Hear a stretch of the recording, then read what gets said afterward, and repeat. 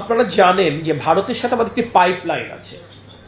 সেই পাইপলাইন থেকে আমাদের একটি নির্দিষ্ট পরিমাণ জ্বালানি আসবার কথা, তার একটি সিংহভাগ এসেছিল, বাকি যে অংশটা রয়েছে সেই অংশ ধারাবাহিকভাবে আসছে। এখানে আমাদের গড়ে প্রতি মাসে 15,000 টন ভারতের থেকে আসবার কথা। আমরা এখানে আজকেও আমাদের ভারতীয় হাইকমিশনার আসবেন। বিকাশ পেমেন্টে 10,000 টাকার বেশি অফার, শপিং চলছে তো। আমরা অনানুষ্ঠানিকভাবে তাদেরকে অনুরোধ করেছি যদি তাদের সুযোগ থাকে তারা যেন জ্বালানি সরবরাহ বাড়ানোর সুযোগ থাকলে একটি প্রতিবেশী রাষ্ট্র হিসেবে প্রতিবেশী সংকটে পাশে দাঁড়ানোটাই স্বাভাবিক সৌজন্য এবং দায়িত্বশীলতা। সেই জায়গা থেকে আমরা তাদেরকে অনানুষ্ঠানিকভাবে অনুরোধ করেছি সুযোগ থাকলে যেন তারা এই সরবরাহটা বাড়াবার চেষ্টা করে। না, এখনো মেয়াদ আছে, এটা প্রতি বছরে এটা আমাদের রিনিউ হয়, এটা মেয়াদ আছে, এটা নিয়ে কোনো সংকট নেই। আপনারা দেখেছেন গতকাল ব্রান্ড ক্রুড অয়েলের দাম আন্তর্জাতিক বাজারে $115 পর্যন্ত উঠে গিয়েছিল, পর দিন শেষে যেটি একটি $106 ছিল। এটি তো আসলে স্বাভাবিকভাবে অর্থনীতির উপর একটি চাপ তৈরি করছে, কিন্তু বর্তমান সরকার তো অনির্বাচিত সরকার নয়, এটি জনগণের সরকার। জনগণের প্রতি দায়বদ্ধতার জায়গা থেকে সরকারের উপর চাপ তৈরি হচ্ছে, অর্থনীতির উপর চাপ তৈরি হচ্ছে। তারপরেও আমরা জনদুর্ভোগ বাড়ুক এটা চাই না, কারণ করোনা মহামারীর সময় থেকে রাশিয়া ইউক্রেন যুদ্ধ থেকে যে মূল্যস্ফীতি বৃদ্ধি পেয়েছে সে মূল্যস্ফীতি তো এখনো সহনীয় পর্যায়ে আসেনি। সেই বিবেচনায় আমরা আপাতত জ্বালানি কিংবা বিদ্যুতের দাম বাড়াবার চিন্তা করছি না। আমরা বিকল্প চিন্তা যুদ্ধ শুরুর প্রথম থেকেই করছি। আমরা আশা করি সকলের শুভবুদ্ধির উদয় হবে এবং যুদ্ধ অচিরেই থেমে যাবে, কিন্তু আমরা প্রস্তুতি নিচ্ছি যুদ্ধ যদি একটু এই লম্বা হয়, একটু দীর্ঘায়িত হয়, সেক্ষেত্রে আমরা কিভাবে বৈশ্বিক সংকট মোকাবেলা করতে পারি তার জন্য, অর্থাৎ আগামী এপ্রিল মের জন্য আমরা প্রস্তুতি গ্রহণ শুরু করেছি। আমরা তো আপনার বারংবার বলছি এপ্রিল মের আগ মানে মার্চ মাস, আমরা তো দায়িত্ব নিয়ে বলছি মার্চ মাসে তো জ্বালানির কোনো সংকট আমাদের বিবেচনায় নেই এবং দেশবাসীকে আশ্বস্ত করতে চাই নেই, এবং আমরা তাদেরকে আশ্বস্ত করতে চাই আগামী এপ্রিল মেতে যেন কোনো সংকট না হয় সেটার জন্য আমরা কাজ করছি। আপনারা জানেন আমরা তো মূলত ক্রুড অয়েল আমরা মধ্যপ্রাচ্য থেকে নিয়ে আসি, সেখানে হরমুজ প্রণালীর সংকটের কারণে একটি সংকট তৈরি হয়েছে, কিন্তু আমরা রিফাইন্ড অয়েল তো আমরা ইস্টার্ন কান্ট্রি থেকে নেই, এটা তো আপনারা নিজেরা বারংবার জানেন। আমরা মালয়েশিয়া থেকে নেই, সিঙ্গাপুর থেকে নেই, ইন্দোনেশিয়া থেকে নেই।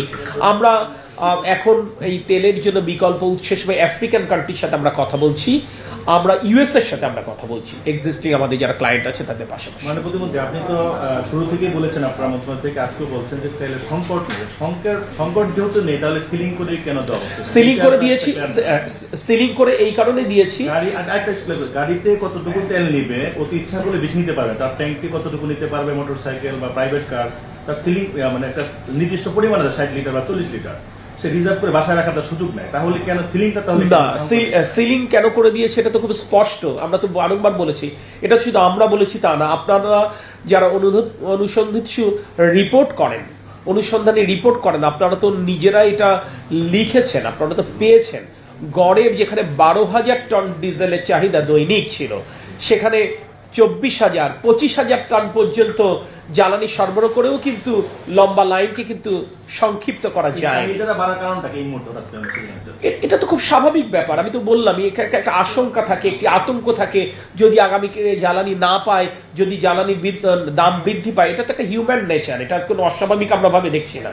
কিন্তু যেহেতু এটা তো অঙ্কের ব্যাপার, আপনি আপনার চাহিদা 2 গুণ এবং 3 গুণ পর্যন্ত সরবরাহ করবার পরে যখন লম্বা লাইন, তখন আপনি এই যে প্যানিক বাইং আপনি বিবেচনায় নিয়েই সরকারের একটি নির্দিষ্ট মজুদ আছে এবং চাহিদা বিবেচনায় নিয়েই আমাদের সাপ্লাই চেইন আমরা কাজ করি। তো স্বাভাবিকভাবে আমাদের কিন্তু ভবিষ্যতের কথা চিন্তা করতে হবে, ভবিষ্যতের কথা চিন্তা করেই আমরা রেশনালি চিন্তা করেছি। এটা তো বেরিয়ে আসছে যে কেউ তো অসাধু পন্থায় সহজে অর্থ আয় করবার জন্য তারা সংরক্ষণ করছে, 10,000 লিটার 5,000 লিটার এগুলো উত্তোলন হচ্ছে, তো সেগুলো ডিসকারেজ করবার জন্য তো আমরা এটা করছি, বাট যার প্রয়োজন এটা তারা পাচ্ছেন। আমাদের তো এলএনজিটা পুরাই মধ্যপ্রাচ্যের থেকে ডিপেন্ডেন্ট, ঠিক না? সেক্ষেত্রে এই সংকট যদি আরো দীর্ঘমেয়াদী হয়, এলএনজি আমদানির ব্যাপারে কি অন্য কোথা থেকে আনবেন বা এই মুহূর্তে আমরা বলছি না, কিন্তু আমি আপনাদেরকে বারংবারই বলেছি, যখন একটি সরকারের দায়িত্বে রয়েছি, জনগণ যখন এই দায়িত্ব আমাদের উপর অর্পণ করেছেন, তখন আমরা বিকল্প উৎস নিয়ে অবশ্যই কাজ করছি এবং আমরা কাজ করব যাতে করে কোনোভাবেই এই সংকট বাংলাদেশের মানুষকে স্পর্শ না করতে পারে। দাম কিন্তু বেড়ে যাচ্ছে, এলএনজির দাম। শুধু এলএনজির দাম কেন, আমরা তো বলেছি সকল জ্বালানির দামই তো বাড়ছে, কিন্তু এই দাম বাড়ানোটাকে বিবেচনায় নিয়েই, জনগণের দুর্ভোগ যেন না বাড়ে সেটাকে বিবেচনায় নিয়েই তো আমরা এখনো পর্যন্ত দাম বাড়াইনি। যেগুলো আসছে এগুলো ক্রুড অয়েল আসছে আমাদের 33,000। কতদিন আপনারা এটা সাস্টেইন করতে পারবেন যে দাম না বাড়ে গেছে? আমরা যতটুকু সম্ভব চেষ্টা করে যাব, যতক্ষণ পর্যন্ত এর দাম না বাড়ানো যায় ততক্ষণ পর্যন্ত চেষ্টা করব। যখন একান্ত উপায়হীন, সেটা আপনারাও বুঝবেন, দেশবাসীও বুঝবে, আমরা আপনাদের সাথে সেটা শেয়ার করব।